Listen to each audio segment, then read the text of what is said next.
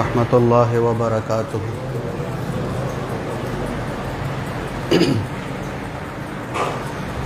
الحمد للہ وکفی والسلام علی عبادہ الذین اصطفی، اما بعد فاعوذ باللہ من الشیطان الرجیم، بسم اللہ الرحمن الرحیم۔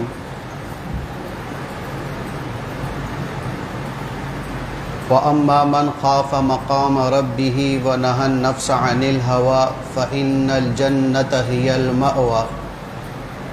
وقال النبی صلی اللہ علیہ وسلم: لا يؤمن أحدكم حتى أكون هواه تبعا لما جئت به۔ صدق اللہ العظیم وصدق رسولہ النبی الکریم ونحن علی ذلک لمن الشاہدین والشاکرین والحمد للہ رب العالمین۔ درود شریف پڑھ لو۔ اب پکھا بند آتا۔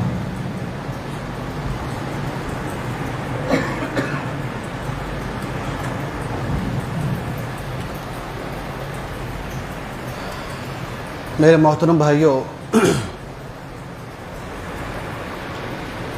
حضور نبی کریم صلی اللہ علیہ وسلم کے پاس ایک کافر دیہاتی آیا اور آ کے کہنے لگا کہ اے محمد صلی اللہ علیہ وسلم، مجھے آپ کی 3 باتیں سمجھ نہیں آتی۔ ایک دیہاتی آدمی، پینڈو آدمی، گاؤں کا رہنے والا آدمی، ان پڑھ آدمی حضور نبی کریم صلی اللہ علیہ وسلم جیسی عظیم شخصیت سے کیا کہہ رہی ہے کہ مجھے آپ کی 3 باتیں سمجھ نہیں آتی۔ آپ علیہ الصلوۃ والسلام کے اخلاق پہ قربان جائیں، آپ نے یہ نہیں فرمایا بھی تجھے سمجھ نہیں آتی تو میں کیا کروں، تیری عقل اتنی، تیرا علم کوئی نہیں، دیہات میں تو رہنے والا، پینڈو تو آدمی، اب تیری سمجھ میں میری بات نہیں آتی تو اس میں میرا کیا قصور؟ نہیں، میں قربان حضور نبی کریم صلی اللہ علیہ وسلم پر۔ آپ علیہ الصلوۃ والسلام نے نہ ڈانٹا، نہ ٹوکا، نہ روکا، فرمایا بتاؤ بھئی کون سی 3 باتیں ہیں جو تیری سمجھ میں نہیں آ رہی۔ وہ کہنے لگا پہلی بات تو یہ ہے کہ آپ فرماتے ہیں کہ لوگ اپنے باپ دادا کا دین چھوڑ کر میرے دین میں داخل ہوں گے، یعنی میرا کلمہ پڑھیں گے، تو لوگ اپنا پرانا دین چھوڑ کر، اپنے آباء و اجداد کا دین چھوڑ کر آپ والے دین کو کیوں اختیار کریں، نئے دین کو کیوں اختیار کریں، آپ کی بات کیوں مانیں؟ آپ صلی اللہ علیہ وسلم نے ارشاد فرمایا اچھا بھئی دوسری بات؟ وہ کہنے لگا کہ دوسری بات اس سے بھی عجیب ہے۔ آپ فرماتے ہیں کہ روم اور ایران فتح ہوگا، اس وقت کی 2 بڑی سپر پاور طاقتیں یہ فتح ہوں گی، یہاں ہمیں کھانے پینے کو نہیں ملتا، 3 دن ہم نے فاقے میں گزارے ہوتے ہیں، اور لڑنے کے لیے نہ اسلحہ، نہ مال، نہ اسباب، نہ ٹیکنالوجی، نہ قوت، نہ اسلحہ، نہ فوج، کچھ بھی ہمارے پاس نہیں ہے، تو روم اور ایران کیسے فتح ہوگا؟ اس نے کہا، آپ علیہ الصلوۃ والسلام نے فرمایا بھی تیسری بات؟ تو وہ کہنے لگا تیسری بات اس سے بھی عجیب ہے۔ آپ فرماتے ہیں کہ مر جائیں گے، مٹی ہو جائیں گے، اللہ دوبارہ زندہ کرے گا، مرنے کے بعد 2 ٹھکانے ہیں، یا جنت ہے یا جہنم ہے۔ تو کون مرنے والا واپس آیا زندہ ہو کر اس نے ہمیں بتایا ہو کہ لو جی ہم زندہ ہوئے ہیں اور مرنے کے بعد 2 جگہ ہیں، جنت ہے یا جہنم ہے؟ حضور نبی کریم صلی اللہ علیہ وسلم نے ارشاد فرمایا کہ امید ہے تیری عمر لمبی ہوگی۔ علماء نے یہاں بات لکھی کہ حضور نبی کریم صلی اللہ علیہ وسلم نے جس صحابی کے بارے میں بھی یہ بات بیان فرمائی کہ امید ہے تیری عمر لمبی ہوگی، اللہ اس کو لمبی عمر عطا فرماتا تھا۔ تو اس سے کہا کہ امید ہے تیری عمر لمبی ہوگی، تو دیکھے گا کہ لوگ اپنے آباء و اجداد کا دین چھوڑیں گے، تو دیکھے گا کہ روم اور ایران فتح ہوگا، تو دیکھے۔ رہی تیسری بات تو قیامت کے دن تیرا ہاتھ پکڑ کر میں تجھے یاد دلاؤں گا کہ زندہ ہوا کہ نہیں ہوا۔ وہ دیہاتی کہتا میں نہیں مانتا، یہ بات کہہ کے چلا گیا۔ مکہ فتح ہوا، سارا عرب مسلمان ہو گیا، اس نے اپنی آنکھوں سے دیکھا کہ بھی سارے عرب والوں نے اپنے آباء و اجداد کا دین چھوڑ دیا اور حضور نبی کریم صلی اللہ علیہ وسلم کے دین میں آ گئے۔ تو یہ کہنے لگا کہ ایک بات پوری ہو گئی، ایک بات پوری ہوگی، ایمان نہیں لایا۔ اللہ کے نبی صلی اللہ علیہ وسلم دنیا سے رخصت ہو گئے، آپ کا انتقال ہو گیا۔ سیدنا ابو بکر صدیق رضی اللہ عنہ کا زمانہ آیا، تقریباً 2 سال ان کی حکومت رہی، وہ بھی دنیا سے پردہ فرما گئے۔ حضرت عمر بن خطاب رضی اللہ عنہ کا زمانہ آیا، 6 سال گزر گئے آپ کی خلافت کے، 6 سال گزر گئے۔ 6 سال کے بعد اللہ نے روم اور ایران بھی فتح کروا دیا۔ تو یہ دیہاتی کہنے لگا کہ 2 باتیں پوری ہو گئی ہیں، تیسری بھی ہو جائے گی، کلمہ پڑھ کے مسلمان ہو گیا، کلمہ پڑھ کے مسلمان۔ حضرت عمر بن خطاب کی مجلس میں جب بھی یہ دیہاتی آتا تو حضرت عمر بن خطاب رضی اللہ عنہ ہمیشہ کھڑے ہو کر اس کا استقبال کرتے، ہر دفعہ کھڑے ہوتے اس کا استقبال کرتے۔ صحابہ نے عرض کیا کہ امیر المومنین، یہ دیہاتی آدمی، سادہ آدمی، یہ جب بھی آپ کی مجلس میں آتا ہے آپ کھڑے ہو کر اس کا استقبال کرتے ہیں، ایسا کیوں اپنے آپ کو مشقت میں ڈالتے ہیں؟ آپ نے فرمایا نہیں، اصل میں جس مجلس میں اس نے حضور نبی کریم صلی اللہ علیہ وسلم سے سوال کیے تھے اس مجلس میں میں بھی حاضر تھا۔ اس نے 3 سوال کیے تھے، 2 سوال تو اس نے اپنی آنکھوں سے پورا ہوتے دیکھ لیے۔ اب رہا تیسرا سوال یہ تھا کہ قیامت کے دن اللہ کے نبی علیہ الصلوۃ والسلام اس کا ہاتھ پکڑ کر اس کو یاد دلائیں گے کہ بتاؤ زندہ ہوا کہ نہیں ہوا، اور جس کا ایک دفعہ میرے نبی علیہ الصلوۃ والسلام نے قیامت کے دن ہاتھ پکڑ لیا، جنت میں داخل کرائے بغیر نہیں چھوڑے گا۔ یہ دنیا ہی میں جنتی ہے، میں اس لیے اس کے استقبال میں کھڑا ہوتا ہوں، اس لیے میں اس کو عزت دیتا ہوں۔ تو بھائیو، پیغام یہ ہے کہ ہم بھی اپنے ہاتھوں کو اپنی نفسانی خواہشات سے چھڑا لیں، اپنی منمانی زندگی سے چھڑا لیں، اپنے نفس کی غلامی سے چھڑا لیں، رواج سے چھڑا لیں، رسموں سے چھڑا لیں، اور اپنی من چاہی سے چھڑا کر حضور نبی کریم علیہ الصلوۃ والسلام کے ہاتھوں میں ہاتھ دے دیں۔ اللہ کی قسم دنیا بھی عافیت سے گزر جائے گی، مرنے کے بعد کے بھی ساری منزلیں اللہ عافیت سے پار کروا کر اللہ جنت میں داخل فرما دے گا۔ اب اللہ کے نبی کے ہاتھوں میں ہاتھ، اللہ نے تو قرآن میں عجیب آیت بیان فرمائی ہے۔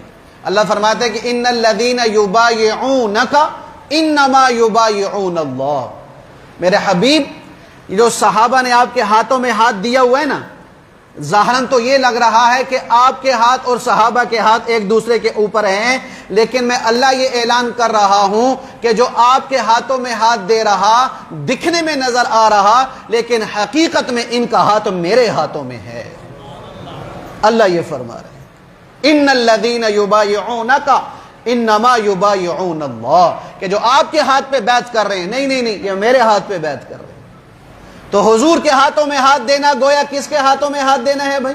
اللہ کے ہاتھوں میں۔ اور جو اللہ کے ہاتھوں میں جس کا ہاتھ آ گیا وہ کہیں ڈگمگا سکتا ہے، کہیں دکھ درد اٹھا سکتا ہے، کہیں ناکام ہو سکتا ہے، کہیں ذلیل ہو سکتا ہے، کہیں پست ہو سکتا ہے، اور کہیں مار کھا سکتا ہے، کہیں بھی وہ نامراد ہو سکتا ہے، کہیں بھی نامراد نہیں ہوگا، یہاں بھی کامیاب اور وہاں بھی کامیاب۔ تو اس لیے بھائی اپنے ہاتھوں کو چھڑا لو دنیا کے رسم و رواجوں سے، نفسانی خواہشات سے۔ کس کے ہاتھوں میں ہاتھ دے دو بھائی؟ حضور نبی کریم صلی اللہ علیہ وسلم کے ہاتھوں میں ہاتھ دے دو۔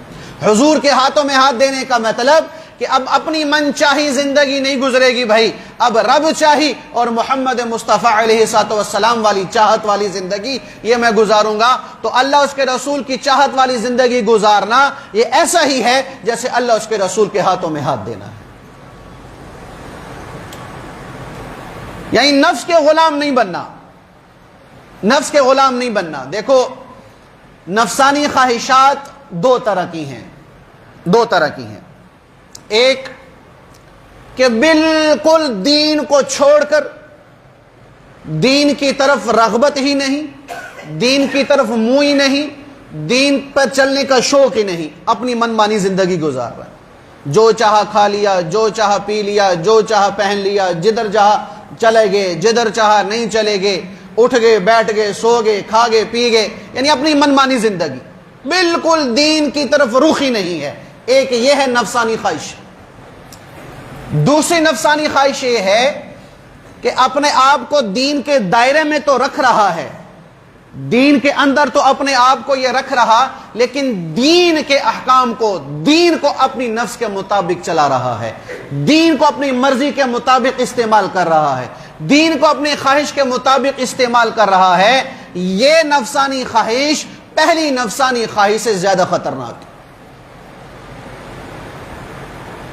کہ قرآن اور حدیث کو جو صحابہ سمجھے، جو تابعین سمجھے، جو تبع تابعین سمجھے، جو امام سمجھے، جو فقہا سمجھے، جو محدثین سمجھے، جو مفسرین سمجھے، جو اولیاء اللہ سمجھے، اور جو تفقہ فی الدین رکھنے والے سمجھے، ان سب پہ کاٹا پھیر کر کہتا ہے کہ نہیں، یہ قرآن سے جو میں سمجھا ہوں وہی حق، اس حدیث سے جو میں سمجھا ہوں وہی حق، جو اس کے خلاف ہوگا وہ باطل، جو اس کے مطابق نہیں ہوگا وہ باطل، صرف میں حق پر، صرف میں جنتی، باقی سب جہنمی۔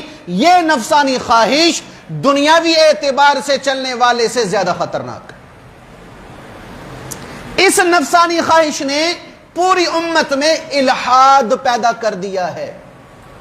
دیکھو، ایک ہوتی ہے بدعت، ایک ہوتا ہے الحاد۔ بدعت کسے کہتے ہیں؟ دین میں اضافہ کرنا، کہ جس چیز کا وجود دین میں نہیں اس کو دین سمجھ کر بیان کرنا، اسے بدعت کہا گیا ہے۔ الحاد کسے کہتے ہیں؟ دین میں کمی کر دینا، دین میں کمی کر دینا، یہ الحاد ہے۔ اور آج کے زمانے میں بدعت سے زیادہ الحادی ہیں، دین میں کمی کرنے والے زیادہ ہیں کہ یہ بھی نہیں، یہ بھی نہیں، یہ بھی غلط، یہ بھی غلط، یہ بھی غلط۔ کیوں؟ میری عقل میں یہ بات نہیں آ رہی، میری عقل اس کو تسلیم نہیں کر رہی، لہذا قرآن کا یہ حکم بھی قابل عمل نہیں، حدیث یہ بھی قابل عمل نہیں۔ اور ایک طبقہ ایسا موجود ہے جو حضور نبی کریم صلی اللہ علیہ وسلم کی 10 لاکھ احادیث کا ذخیرہ ہے، 10 لاکھ احادیث کا ذخیرہ، ان سارے پہ کاٹا پھیر کے کہتا ہے کہ حدیث کی کوئی حیثیت نہیں، حدیث کی کوئی حیثیت نہیں۔ یہ کیا کہلاتا ہے بھائی؟ الحاد۔ کس بنیاد پر؟ کہ دین پہ چلتے ہوئے دین کو اپنی نفسانی خواہش کے مطابق چلا رہا ہے۔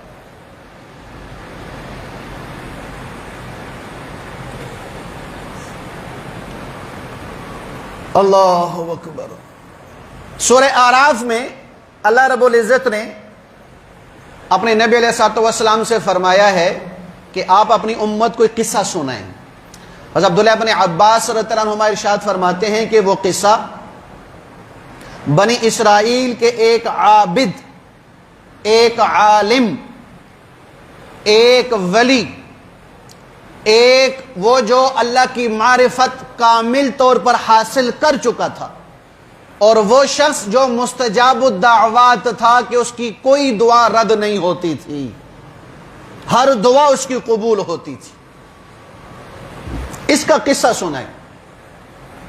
وہ کون؟ وہ بلعم بن باعورہ، بلعم بن باعورہ، بنی اسرائیل کا بہت بڑا عابد، بہت بڑا زاہد، بہت بڑا عالم، بہت بڑا اللہ کی معرفت کاملہ کو حاصل کرنے والا، بہت زیادہ اپنے وقت کی شریعت پہ چلنے والا، اور بہت زیادہ، جیسے میں نے عرض کیا، مستجاب الدعوات تھا، اس کی ہر دعا قبول ہوتی تھی، لیکن مار کھا گیا۔ کہاں سے؟ نفس سے، نفس کی غلامی سے مار کھا گیا۔ دیندار تھا، دین کی بنیاد پر نفس پہ چلا ہے تو نفس نے اس کو تباہ و برباد کر دیا۔ کیسے؟ اللہ رب العزت نے جب موسیٰ علیہ السلام اور بنی اسرائیل کو فرعون سے نجات دی، فرعون پر فتح نصیب فرمائی، فرعون کو پانی میں غرق کر دیا، تو یہ سمندر پار کر کے دوسرے علاقے میں پہنچے، تو اللہ کی طرف سے حکم آیا کہ چلو بھی قوم جبارین، یہ بلقا جو شہر ہے، یہاں سے ان لوگوں سے جہاد کرنا ہے اور اپنا شہر واپس لینا ہے، اس پر اپنی حکومت قائم فرمانی ہے۔ تو دو طبقے ہو گئے تھے بنی اسرائیل میں، بعض تو وہ تھے جو کہتے بھی آپ جا کے لڑیں، ہم تو نہیں لڑتے، لیکن اکثر لوگ موسیٰ علیہ السلام کے ساتھ تیار ہو گئے۔ تو یہ لشکر لے کر موسیٰ علیہ السلام بنی اسرائیل کا شہر بلقا پہنچا، حسان مقام تھا ایک جگہ، وہاں پر پہنچے۔ تو جب شہر بلقا والوں کو پتہ چلا کہ موسیٰ علیہ السلام اور بنی اسرائیل تو ہمارے ساتھ جہاد کرنے کے لیے آگے، ہمارے مقابلے میں آگے ہیں اور قوم جبارین کے خلاف کھڑے ہو رہے ہیں، تو ان کو تو ڈر تھا کہ یہ فرعون جیسی بلا کو شکست دے کر آگے ہیں کہ جس نے انا ربکم الاعلی کا دعویٰ کیا ہوا تھا، تو ہماری کیا حیثیت، ہماری کیا ان کے سامنے اوقات ہے۔ تو یہ سارے لوگ اکٹھے ہو کر یہ بلعم بن بعورہ کے پاس ہے، یہ قوم جبارین میں رہنے والا تھا اور موسیٰ علیہ السلام کے دین پہ چل رہا تھا، نیک تھا، عابد تھا، زاہد تھا، جیسے میں نے عرض کر دیا۔ تو یہ سارے لوگ اکٹھے ہو کر اس کے پاس آگے کہ اے حضرت، اے ہمارے پیر و مرشد، اے ہمارے آقا، اے ہمارے مربی، اے ہمارے مولانا صاحب، اے ہمارے حضرت صاحب، اے ہمارے فلانے فلانے فلانے، یعنی ان کی توصیف بیان کرنا شروع کر دی اور ان کو جو آسمان پہ چڑھانا شروع کر دیا کہ یہ دیکھے قوم موسیٰ اور موسیٰ علیہ السلام، یہ تو ہمارے خلاف جہاد کے لیے آگے، ہمیں مارنے کے لیے آگے، ہمیں لڑنے کے لیے آگے، آپ ان کے خلاف بددعا فرما دیں۔ کن کے خلاف بھائی؟ موسیٰ علیہ السلام کے خلاف اور بنی اسرائیل کے خلاف، کیونکہ ان کو پتا تھا کہ یہ مستجاب الدعوات ہے، دعا قبول ہوگی۔ تو جب بلعم بن بعورہ نے یہ بات سنی، فرمایا دینی و دینہ واحد لا یکون شیئا، ارے بدبختو، جس دین کی موسیٰ علیہ السلام دعوت دے رہے ہیں میں بھی تو اسی کا فرما بردار ہوں، میں تو اسی دین پہ چل رہا ہوں، یہ نہیں ہو سکتا، دفع ہو جاؤ، یہ نہیں ہو سکتا۔ انہوں نے پھر زور ڈالا، نہیں حضرت، ہم مر جائیں گے، لٹ جائیں گے، ہمارے بچے برباد ہو جائیں گے، ہماری بیویاں بیوہ ہو جائیں گی، ہمارے گھر برباد ہو جائیں گے، اب بدعا فرما دیں۔ پھر بلعم بن بعورہ کو غصہ آیا، کہو بدبختو، تمہیں پتہ بھی ہے کس کے خلاف بدعا کے لیے کہہ رہے ہو؟ وہ موسیٰ علیہ السلام نبی اور رسول ہیں، صاحب کتاب ہیں، مومنین ان کے ساتھ ہیں، فرشتے ان کے ساتھ ہیں، جو میں جانتا ہوں وہ تم نہیں جانتے۔ اگر میں نے وہ کر دیا جو تم کہہ رہے ہو، میری دنیا بھی برباد، میری آخرت بھی برباد، میں نہیں بدعا کر سکتا۔ انہوں نے پھر زور ڈالا کہ اچھا جو ٹھیک ہے، میں استخارہ کر کے بتاتا ہوں۔ استخارہ کیا، استخارے میں بھی نہ آ گئی کہ نہیں، نبی ہے، رسول ہے، تو امتی ہے، نبی کے خلاف بددعا نہیں کرنی۔ بڑا سمجھایا، بلعم بن بعورہ بھی سمجھا رہا ہے، ادھر بھی زور پڑ رہا ہے، لیکن نہیں، بات نہیں قابو آ رہی۔ تو شہر بلقا کا جو بادشاہ تھا، اس نے جب دیکھا کہ یہ بھی افہام و تفہیم سے بات نہیں آ رہی، اسے دھمکیاں دینی شروع کر دی بلعم بن بعورہ کو کہ تیری فلاں کر دیں گے، تجھے فلاں کر دیں گے، تو یہ سزا دے دیں گے، تجھے یہ سزا دے دیں گے، تو نے بددعا نہ کی۔ پھر بھی یہ کھڑے نہیں ہوئے، پھر بھی یہ بددعا کے لیے کھڑے نہیں ہوئے، کہا نہیں نہیں نہیں نہیں، وہ نبی اور رسول ہے، میں نہیں کھڑا ہو سکتا۔ پھر انہوں نے کیا کیا؟ دو فتنوں کو استعمال کیا، دو فتنوں کو، جس کے بارے میں حضور نبی کریم صلی اللہ علیہ وسلم نے ارشاد فرمایا کہ ہر امت کا کوئی نہ کوئی فتنہ ہوتا ہے، میری امت کا فتنہ مال اور اولاد ہے، مال اور اولاد ہے، یہ دو میری امت کے فتنے ہیں، یعنی ان دونوں کی وجہ سے لوگ اپنی دنیا بھی برباد کریں گے اور اپنی آخرت بھی برباد کریں گے، ان دونوں کی وجہ سے، ایک پیسے کی وجہ سے، ایک اولاد کی وجہ سے۔ آپ کہیں بھی اولاد کیسے فتنہ ہو گیا؟ یہ جتنے حرام کام کر رہے ہیں، اللہ ماشاءاللہ، رشوت، یہ سود، یہ جوا، جتنے بھی کام کر رہے ہیں، تو کیا یہ سب اپنی ذات کے لیے کرتے ہیں؟ بولو بھائی۔ اگر مصری شاہ میں بھٹی کے آگے آدمی، ایک نوجوان کھڑا ہے شادی شدہ، تو اسے پوچھو بھی تم آگ کے سامنے کیوں کھڑے ہو، کیا کہے گا؟ اولاد کے لیے۔ تو جیسے یہ حلال پسینہ بہا کر اولاد کے لیے کمائی کر رہا، اسی طرح یہ حرام میں پڑھ کر لوگ کمائی اپنی اولاد کے لیے کر رہے ہیں کہ میری اولاد کہیں بھوکی پیاسی نہ مر جائے، اولاد کی وجہ سے فتنے میں مبتلا ہوئے پڑے۔ تو انہوں نے کیا کیا؟ اس قوم بلقا نے سونا چاندی اکٹھا کیا، پیسہ اکٹھا کیا، سارا لا کر حضرت کے قدموں میں، حضرت یہ آپ کے لیے تحفہ، یہ ہدیہ، یہ جو مرضی آپ سمجھیں، اور حقیقت میں یہ کیا تھی بھائی؟ رشوت ہے۔ آج ہم نے بھی رشوت کا نام بدلا ہوا ہے، رشوت کا نام ہم نے کیا کیا ہوا ہے جی؟ بدلا ہوا ہے۔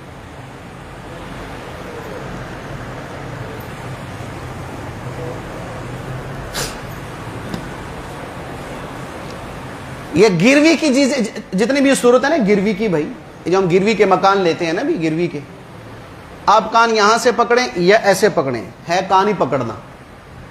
گروی کی جتنی بھی شکلیں ہیں ساری سود ہیں، یہ ذہن میں رکھنا۔ بھائی 10 لاکھ ہم نے ایڈوانس دے دیا اور 500 روپے کرایہ متعین ہو گیا، مول صاحب 500 کرایہ تو ہم دے رہے ہیں نا، تم 10 لاکھ نہ دو، وہ مکان تم مجھے 1000 کرایہ پہ لے کر دو، ملے گا؟ یہ ہم اپنے آپ کو دھوکہ دے رہے ہیں۔ اس رمضان میں مجھے بڑے فون ہیں، مولوی صاحب ہم تو یہ کر رہے ہیں، ہم تو وہ کر رہے ہیں۔ میں کہ بھی جتنی مرضی باتیں کرو، فیصلہ وہی ہے کہ میرے حلال کہنے سے حرام چیز حلال نہیں ہوگی، کہ آپ میرے منہ سے حلال سننا چاہتے ہیں، میں کہہ بھی دوں پھر بھی حرام ہی ہے۔ تنخواہ تو میری 15,000 ہے، لیکن اوپر سے اللہ کا شکر ہے 1.5 لاکھ آ جاتا ہے۔ یہ اوپر کیا ہے؟ یہ ہم نے نام بدلے ہوئے ہیں۔ نظام سارا سودی ہے، سارا سودی نظام ہے۔ اور میں نے پہلے بھی عرض کیا تھا، یہ ہمارے کاروباری حضرات ایسے کرتے ہیں کہ کوئی چیز پسند آ گئی ایڈوانس دے دیتے ہیں، 5,000 روپے ایڈوانس دے دیا، بھئی یہ چیز میری ہو گئی۔ اگر اس کو مال پسند نہیں آیا تو یہ کہتے بھی ٹھیک ہے 5 تمہارے ہو گئے، 5 رکھ لو، یا 5 سے میں نے مزید 5 دیتا ہوں، یہ 10 تمہارے ہو گئے۔ یہ سود ہے۔ یا وہ جس نے بیچا وہ کہتے مجھے مال نہیں بیچنا، یہ 5 کے ساتھ 5 اور لو، 10 لو، میری جان چھوڑو، یہ بھی سود ہے۔ اور یہ ہم عمومی طور پر کر رہے ہوتے ہیں، عمومی طور پہ کر رہے ہوتے ہیں۔ یہ ساری شکلیں سود کی ہیں بھائی، نام جو مرضی دے دو، لولی پاپ دے دو، یا ٹافی دے دو، یا نو گول گپا نہ دے دو، حرام حرام ہی ہوتا ہے بھائی۔ تو انہوں نے کیا کیا؟ حضرت کے قدموں میں لا کے ہدیہ، تحفہ، یہ آپ کا حق ہے جی، ہم آپ کو پیش کرتے ہیں۔ کیوں جی؟ بدعا کر دیں۔ کہا اٹھاؤ یہاں سے مال۔ پھر وہی بات فرمائی، نہیں وہ نبی ہے، میں امتی ہوں، نبی کے خلاف بدعا نہیں ہو سکتی۔ پھر سب سے خطرناک حربہ استعمال کیا، سب سے خطرناک حربہ، وہ کون؟ عورت کو استعمال کیا۔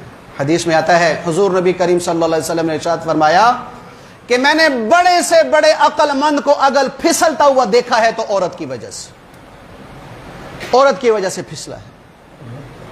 جسے نہ حکومت ہلا سکی، نہ پیسہ ہلا سکا، اس سے عورت نے اس کو ہلا کے رکھ دی۔ اور ہمارے مفتی صاحب گزرے، مفتی زرولی صاحب رحمۃ اللہ علیہ، وہ فرمایا کرتے تھے کہ 3 لوگوں کے رونے پہ کبھی بھی اعتبار نہ کرنا، 3 شخصوں کے رونے پہ کبھی بھی اعتبار نہ کرنا۔ نمبر 1 شیعہ ذاکر، اس کے آنسوں پہ کبھی اعتبار نہ کرنا، رنگ بازی ساری سب ڈرامے بازی۔ دوسرا پیر، تو پیر رو رہا ہو تو کہ اس کے رونے پہ بھی اعتبار نہ کرنا۔ تیسرا عورت رو رہی ہو تو اس کے رونے پہ بھی کبھی اعتبار نہ کرنا۔ تو خیر اب یہ سارا مال لے کر چلے گئے اس کی بیوی کے پاس، بلعم بن بعورہ کی بیوی کے پاس، اور اسے اپنے بیوی سے بڑی محبت تھی۔ تو عورت تو پھر عورت ہے نا جی، وہ تو سونا چاندی دے کے ویسے پگھل جاتی ہے۔ اس نے کہا ٹھیک ہے تم جاؤ، اگلا کام میرا ہے، تم جاؤ۔ اور یہاں علماء نے ایک بات اور لکھی ہے، بلکہ عبداللہ ابن مسعود رضی اللہ عنہ کا قول ہے کہ دنیا میں 3 لوگوں سے بڑھ کر کوئی عقل مند لوگ ہم نے نہیں دیکھے، امتیوں میں سے 3 لوگ۔ نمبر 1 عزیز مصر کہ اس نے اپنی بیوی سے کہا تھا حضرت یوسف علیہ السلام کے بارے میں کہ اکرمی مثوائے، اس کو اچھا ٹھکانہ دو، ہو سکتا ہے کہ یہ بڑا ہو کے ہمارے کسی کام آ جائے۔ تو یوسف علیہ السلام ان کے کام آئے۔ دوسرے شعیب علیہ السلام کی بیٹی جو تھی، اس کا نام تھا صبورہ نام تھا۔ حضرت موسیٰ علیہ السلام جب مصر سے آئے، ایک آدمی کو مارا تو فرعون نے ان کو گرفتار کرنے کا حکم دیا، تو ان پر آ رہے ہیں، اور 2 بچیاں مکمل پردے میں وہ پیچھے کھڑی ہیں۔ تو ان سے کبھی آپ کیوں نہیں پلا رہی، اپنی بکریوں کو پانی کیوں نہیں پلا رہی؟ وہ کہنے لگی جب یہ سارے چلے جاتے ہیں پھر ہم پلاتی ہیں۔ تو ساتھ ایک اور کنواں تھا، اس کے اوپر پتھر تھا، وہ کنواں بند کیا ہوا تھا، وہ پتھر ایسے تھا کہ 10 آدمی اس کو اٹھا سکتے تھے۔ حضرت موسیٰ علیہ السلام اکیلے نے پتھر ہٹایا، انہوں نے بکری کو دودھ پلایا، پانی پلایا بکریوں کو، وہ چلی گئی۔ تو جا کے پھر صبورہ نے اپنے باپ شعیب ایسا ایک آدمی دیکھا جو بڑا طاقت والا، بڑی ہمت والا ہے، اگر آپ ان کو اجرت پر رکھ لیں کہ وہ آپ کی بکریاں چرایا کریں تو بہت اچھا رہے گا۔ تو صبورہ کے کہنے پر شعیب علیہ السلام موسیٰ علیہ السلام کو بلایا اور 10 سال ان کی خدمت میں وہ رہے۔ تو فرمایا کہ صبورہ کی یہ جو محبت، اب اس نے اپنے ناز میں، اپنے انداز میں اور اپنے مکر کے ساتھ، قرآن کہتا ہے ہاں، وہ بایزید بستامی رحمت اللہ علیہ، اس سے جو یہودی نے سوال کیا تھا، 64 سوال تھے، ان سوالوں میں سے ایک سوال یہ بھی تھا کہ بھئی وہ چیز بتاؤ کہ جس کو پھر اس کے مکر کا اقرار بھی کیا کہ یہ بڑی مکار ہے، پیدا کرنے کے بعد اس کے مکر کا اقرار بھی کیا ہے. فرمایا عورت ان کیدکن عظیم، کہ یہ عورت تو ہے لیکن اس کا مکر بہت بڑا ہے. اللہ کہہ رہا ہے، جس کو اللہ کہے اس کا مکر بہت. لوگوں کے اصرار سے غالب نہ آ سکا، بادشاہ کی دھمکی سے غالب نہ آ سکا، سونے چاندی کے چمک اس کو غالب نہ کر سکی، بیوی کی محبت میں مغلوب ہو گیا. بیوی کی محبت اس کو غالب کر گئی، اور پیسہ بھی دکھایا، سونا چاندی بھی دکھایا، بیوی بھی اس پہ غالب آ گئی. تو اب اس نے کیا کیا؟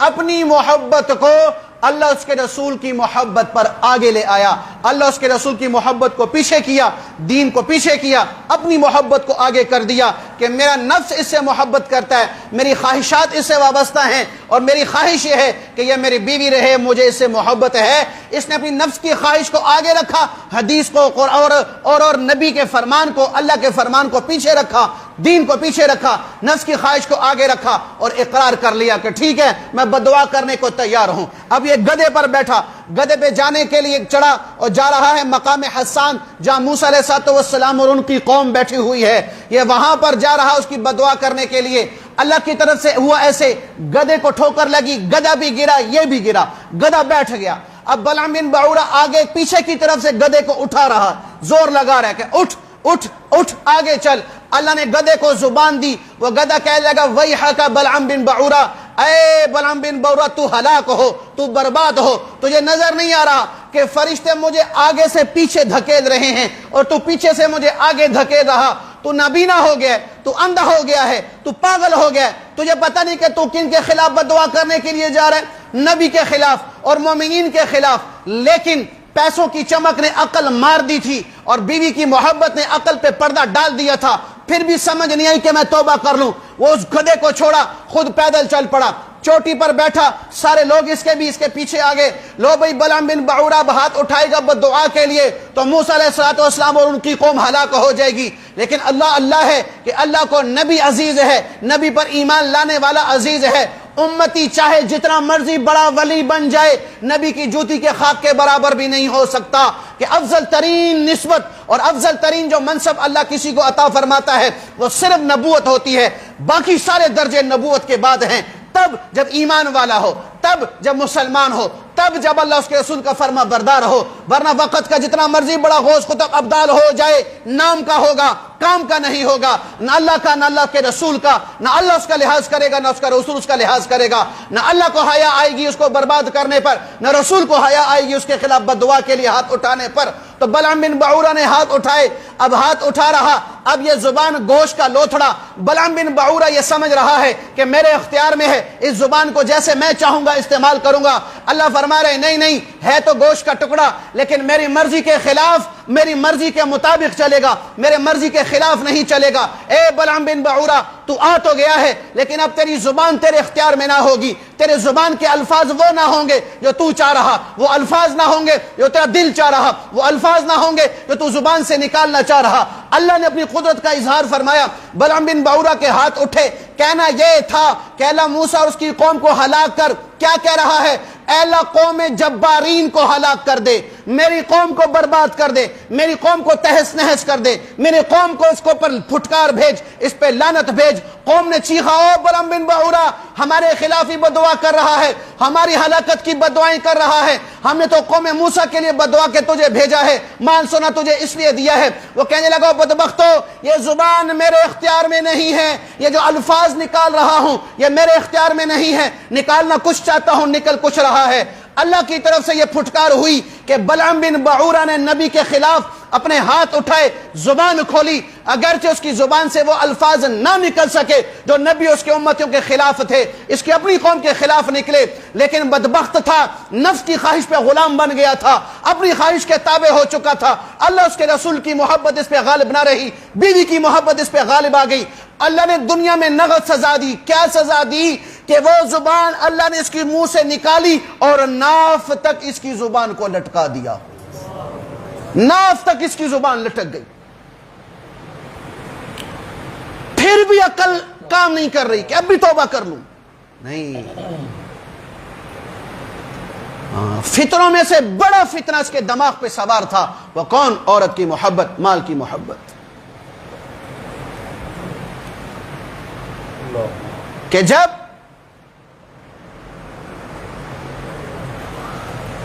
اللہ اس کے رسول کے خلاف، اللہ اس کے رسول کی پرواہ کیے بغیر انسان کوئی عمل کرتا ہے تو اس کا دل بالکل اندھیرے میں چلا جاتا ہے،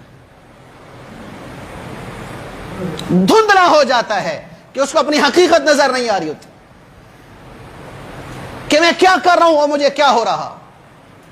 پہلی گدھے کی ٹھوکر سے اس کو سمجھ نہیں آئی، دوسرا اتنا بڑا عمل اللہ نے اس کے ساتھ کیا کہ اس کی زبان کو نکال کر بہر پھینک دیا، پھر بھی عقل نہیں آ رہی۔ اب کیا کہہ رہا ہے؟ کہو قوم جبارین میری دنیا خطو برباد ہو گئی، لیکن تم